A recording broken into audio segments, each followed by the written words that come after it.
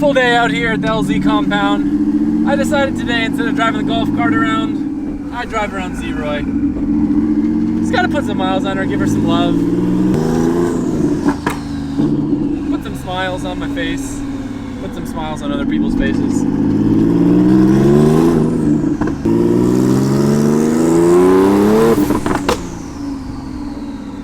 Nothing like some G25s in the morning. It's been a while since we've talked about my first car. Just to bring you up to speed, I found my very first E46 325i, I think it was maybe about like 6 months ago or so, and FCP Euro partnered with me on it to bring it back to life. They helped me source a lot of the OEM parts that were broken, missing, or that needed replacing. We brought the car back to life, but it's kind of just sat since. Let's go, baby, first fire.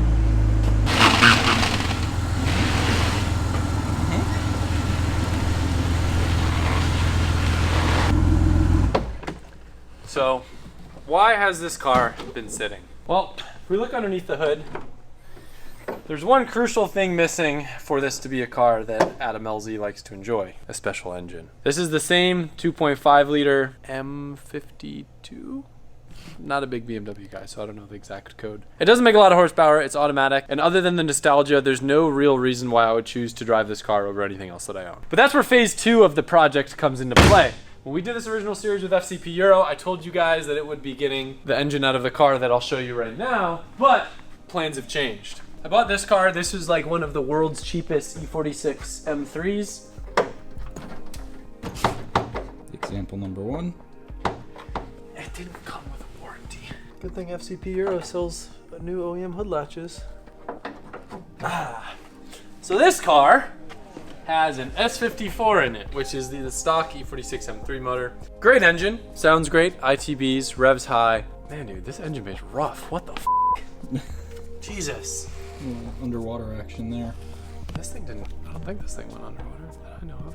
Anyway, that's why it's so cheap. The cheapest E46 in the world is underwater in the Atlantic Ocean. This is gonna be the donor car where I was gonna steal a lot of the bits to manual swap my car, do M3 subframes, M3 axles, and the S54. But all that time, all that energy, and all that money, and I will essentially have created an identical replica of this car right here, which is an NAS54 manual car, just in a 4-door version. To me, every car that I own, I want to be a special, unique, and exciting experience, and I just haven't been motivated to get that car done because I know that I'll basically be creating what I already have here in a nicer shell in my dream color with my dream interior, so the plans have changed. My recent spike in motivation comes from the fact that FCP Euro is going to be in attendance at the LZ Invitational, which we just released more details on. So the goal, which I'm curious to see if you guys think is realistic or unrealistic once you realize what engine's going in this, is to get the car done before the Invitational so it can be on display at the FCP Euro booth. And I also have a link that takes you to cyberweek.fcpeuro.com, and when you sign up via that link, you will get notified with early access to FCP Euro's Cyber Week deals. Holy f***! I just found out that the LZ Invitational tickets have actually just gone live, and the link is down in the description, and you should definitely go there and get a ticket. We're actually going to be limiting the number of people this year to have a little bit less than last year, and holy f***, it's a 2-day event. Oh my goodness, everything has changed, but it's still going to be the same fun that you're used to with lots of changes. You can find out more information on lzinvitational.com. We'll have a YouTube members live stream, 2 days of fun if you want to come enjoy. Did I mention that tickets are probably going to sell out at some point in time? So you should definitely get a ticket soon. And now I recommend visiting the description for more information. Thank you. Now it's time to go pick up our new motor.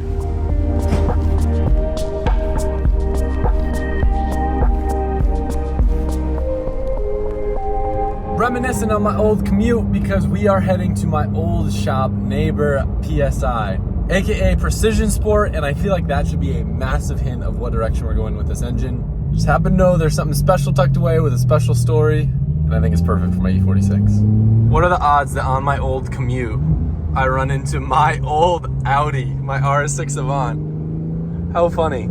Almost as funny as the fact that as I was filming that, there was a cop behind me, and there's a lot of cops in this area, and I definitely don't miss that, and I hope they're not gonna pull me over thinking I was talking on my cell phone. Is it illegal to film while driving? Probably.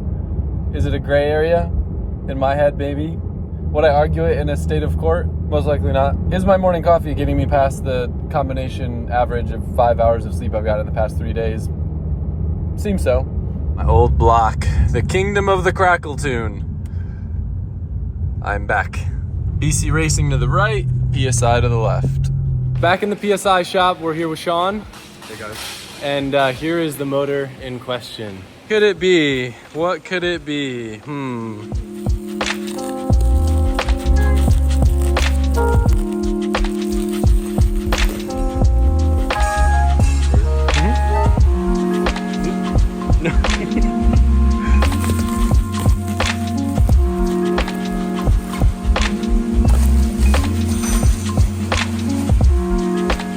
All right, surprise, surprise, we've got an S54, but this isn't your average S54. Sean, if you want to give a little background on this motor right here. Yeah, so this was originally an HPF 2.5 built motor from back in the day. What were we talking about, 12 years ago, I think, Adam? Yeah, I remember back when I got my E46, HPF was running in their M3s. Yeah, so we had two shop HPF cars. We had a 2.5 and we had a stage 3 car. This is out of the 2.5. This car made about 680 wheel horsepower at the time, which 12 years ago was the put it lightly. But this is a low compression. It's 9.5 to 1. It's got CP pistons, Carrillo rods, SuperTech valve train. We had it totally gone through, totally taken apart and reassembled by our machine shop that we work with. And it's been sitting here for a personal project of mine, but because I never get time, and Adam always does projects, it works. We've been talking about this motor for probably a hot minute now, but I was always a little bit erring on the side of not wanting to use it because of the fact that it was lowered compression, stock compression in S54 as well, like 11 to 1, 11.5 to 1. So I run ethanol, I run Ignite on pretty much every car that I have, where the higher compression isn't really a big deal, but if you run pump gas, that's like detonation city. So HPF back in the day, I don't think ethanol was really that prevalent back then. It wasn't. They ran meth. They ran 100% methanol in a tank in the engine bay to help with, to help make power. So since my E46, I want to be a project that I can just drive anywhere and don't have to worry about fuel or anything like that. I'm actually going to be doing a pump gas build for the first time ever, and it kind of works out because it's a lower compression engine. I just drive it, fill it up at the pump, go to skate parks far away without worrying about anything, and it made it a little more exciting for me. So obviously what we're looking at right now is, I don't want to say a bare long block, but it's pretty bare. There's a lot of timing components, it's missing cams, and a lot of the other intricacies of the S54.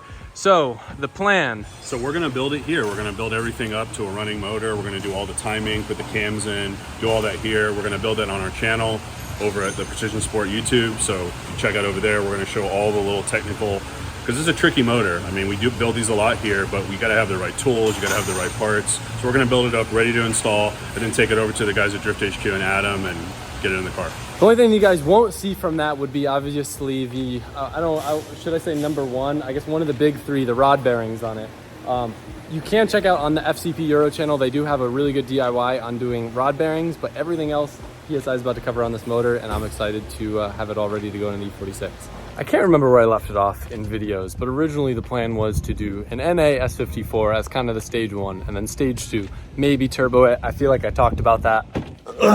But FCP Euro is coming to the LZ Invitational, which by the way, I'll have more details on soon. It is going to be the weekend of December 18th. I think it's going to be a 2-day event this year. And knowing that my first E46 is going to be at their booth, I had to do it right. So originally the dream car build was the Laguna Seca E46 M3 with the HPF turbo kit, but I think I enjoy that car too much in its stock iteration, and this car being my first car, doing all the stuff that I dreamed about when I was a kid. Like, I literally remember being a freshman in high school and seeing some dude pull up, either picking up his daughter or his girlfriend, in the silver E46 M3, had a big intercooler on it, T37s. I didn't even know what it was. I didn't know much about cars at the time. I remember hearing the turbo a little bit, looking it up and be like, holy shit.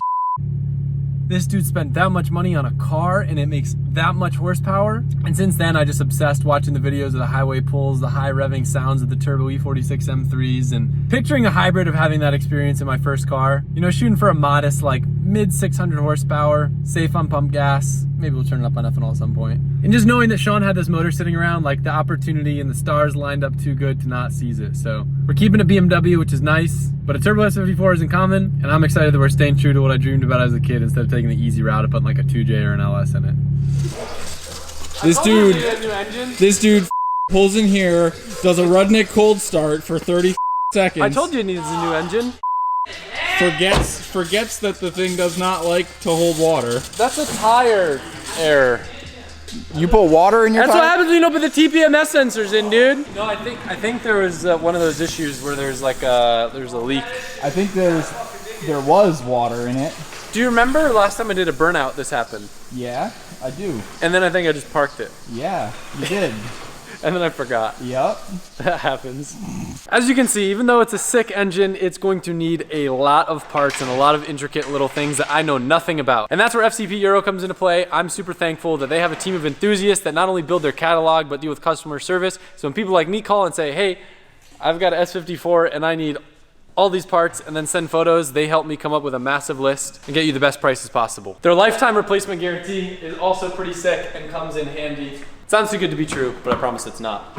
Inside here, a pile of old parts.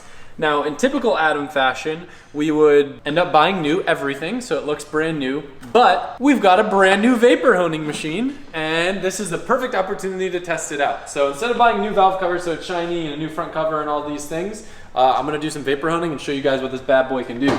This machine is their VH3500. I think this is the same one that Tommy has. And I've fallen in love with vapor honing. You guys know that I've been sending stuff to either Tommy or my boy over at New JDM, and they've been restoring parts for me this whole time, which is awesome, but now I get to do it myself. So the 3500 is big enough to where I could fit a whole block in here or a transmission case. You would need to disassemble it, but in this case, this will be more than enough workspace to make all this stuff look brand new. If you aren't familiar with what vapor honing is, it vapor hones with like a wet slurry with glass bead and water, and it kind of like micro polishes the aluminum. But the best part about it is you don't need to clear coat it, and it stays looking good forever because it kind of like seals the pores. And like I said, it kind of like micro polishes everything. So this will be a great piece to kind of show you what it can do. But before we throw the parts in the cabinet and start vapor honing them, you do need to degrease them, otherwise you'll contaminate the slurry and you'll have to change it over. We've got a parts washer inside that we haven't hooked up yet. Once we have that thing ripping, that'll be the move, but for now, these parts aren't really that dirty, so hit everything with some degreaser, power wash it, and then we should be ready to rip.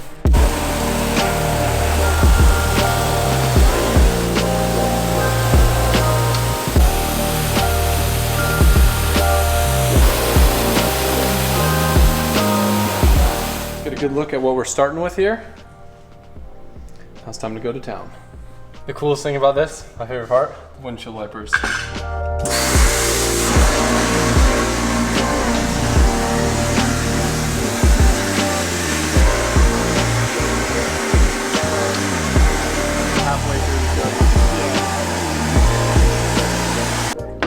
I haven't cleaned it off yet, but this is about 1 minute. Yeah, look at that. That's pretty amazing. All right, I'm gonna finish. The best thing about this is there's no dust, unlike sandblasting, so we can have it in a room like this. So we want to keep it relatively clean. Machine's pretty quiet, and it's so fast. Obviously, we've been able to take advantage of other people that offer a vapor honing service for our builds, but the fact that now we can do it in-house means that so many little parts while we're putting together quick timeline projects, we'll be able to clean up, and then they'll last forever.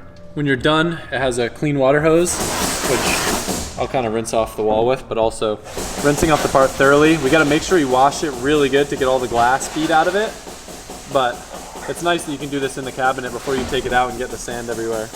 And the result is, tell me that doesn't look great, dude.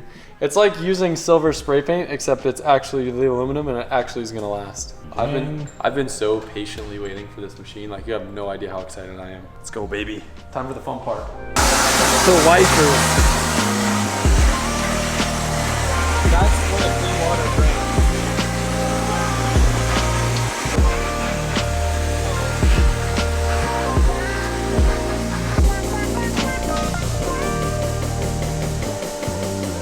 I don't have a whole lot of time, so I definitely could have gotten these better, but let's take a look at what we got. This piece came out beautiful. I'm feeling the valve cover is gonna need another hit. This was definitely a challenging piece. There's a lot of intricacies on it, but overall it came out pretty dang good. Front cover came out tits.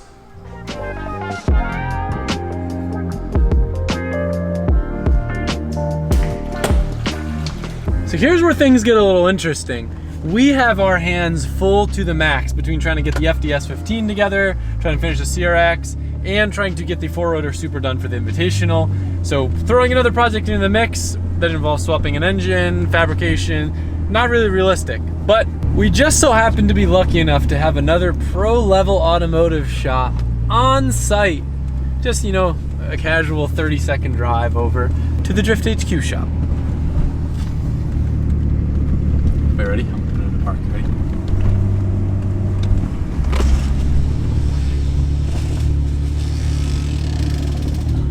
That was pretty anticlimactic. I was Yeah. trying to do the. It seems like someone's done this a few times in this car before. Sounds great. I smell something stinky. Yeah, that's probably the no coolant, the mod. Yeah. Now we can do some sedandoms together. Hey, so yeah, a super clean shell. What do you think? Next drift build. Yeah, she's mint. If you guys already haven't met Chris from Drift HQ, this is Chris. So, you sure that you wanna touch old girl? You know, BMWs are our thing, man. All right, Love 'em. let's dive in. Also, if you guys haven't met Cricket, this is Cricket from Drift HQ. How you doing? It's the other guy. So, the plan, it's now been established that it's going turbo S54. So I know that you guys have done a beautiful S54 swap in Duarte's E36. Yep. Blue Have you Thunder. done it in an E46? E46? No, we pulled plenty of them out. Easier. Yeah. It's kind of just the We reverse pull them process, out all the right? time and put them in E36s. So we've consulted with RK Tunes, aka King of the Burble Tune, and he has given us some confidence in saying that most of it should just work like stock. Everything plugs in, and Yeah, my understanding is you're just going to have to flash the ECU, and because it is turbo, I think we just have to add some stuff for like IAT and for a MAC valve and stuff like that. But other than that, yeah, it should be pretty straightforward.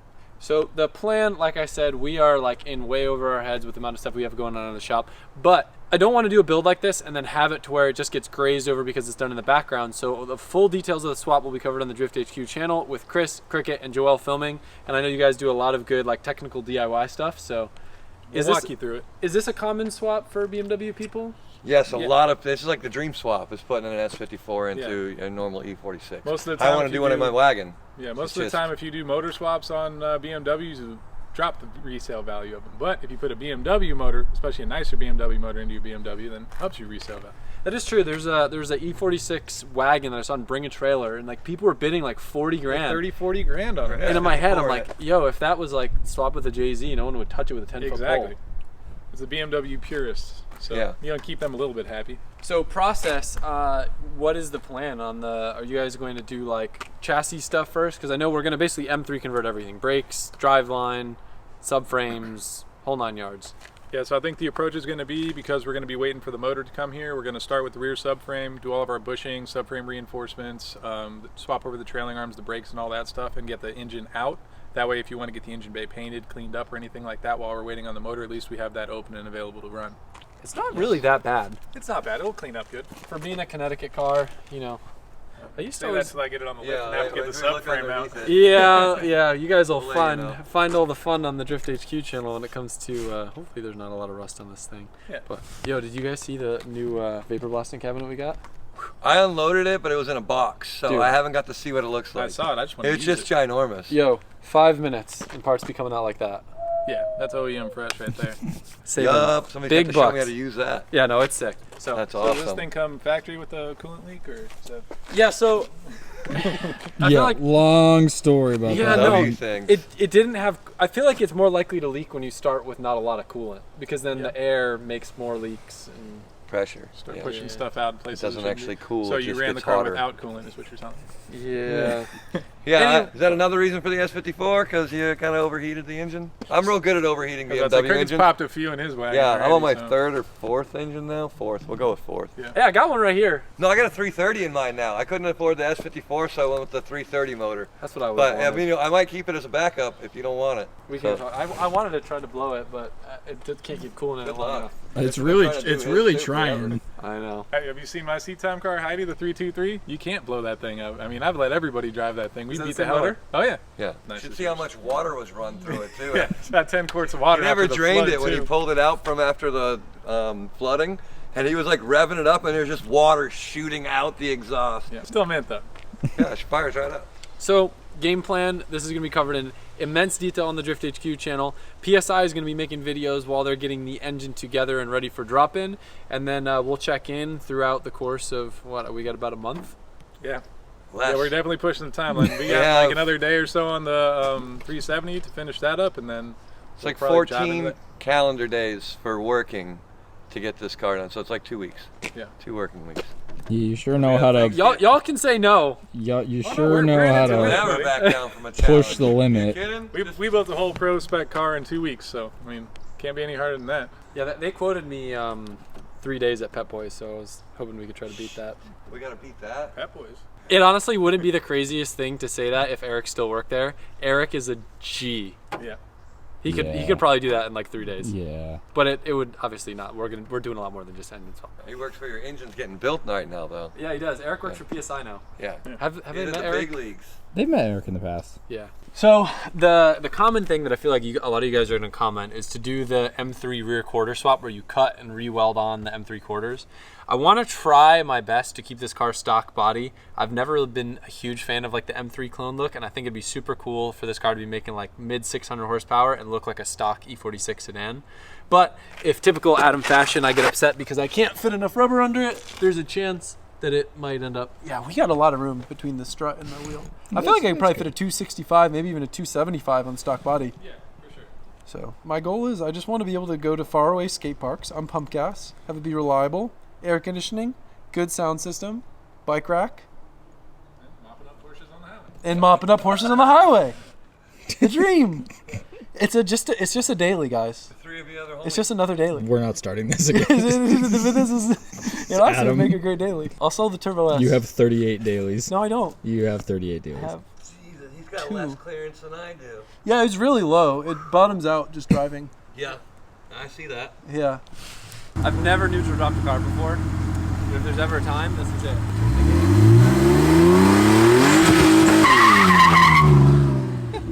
Hell yeah!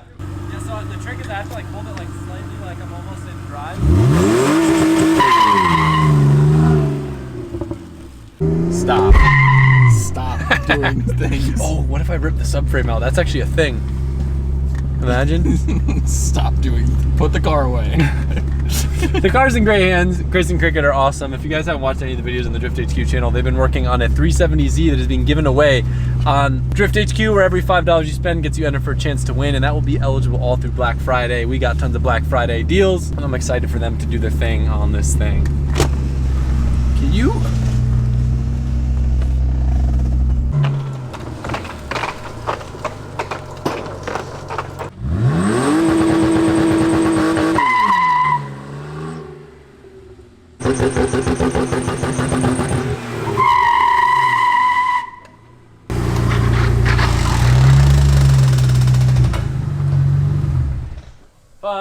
Fun. Till I had to put the car away.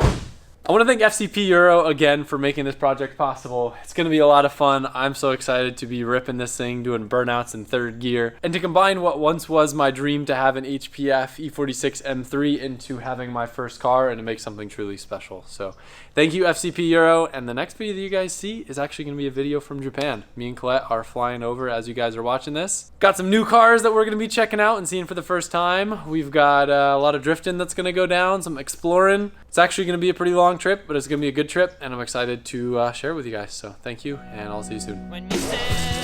This dude pulls in here, does a Rudnick cold start for 30 seconds. I told you it needs a new engine. Forgets that the thing does not like to hold water. That's a tire error. You put water in your That's what happens when you don't put the TPMS sensors in, dude.